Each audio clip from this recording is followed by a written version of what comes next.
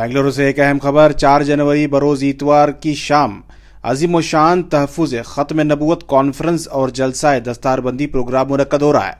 बेंगलुरु का मारूफ दीनी इदारा जामिया मिनहाजुल उलूम कावेरी नगर बनशंकरी का दस्तारबंदी व तकसीम असनाद प्रोग्राम इतवार की शाम 4 बजे मदरसे के अहाते में मुनक्कद हो रहा है। इस रूहानी इजलास की सरपरस्ती जामिया मिनहाजुल उलूम बेंगलुरु के जनरल सेक्रेटरी व जमीयत उलमा हिंद कर्नाटक के नायब सदर डॉक्टर शमीम सालिक करेंगे और इस इजलास की क़यादत जामिया मिनहाजुल उलूम के सदर नियाज पाशा करेंगे।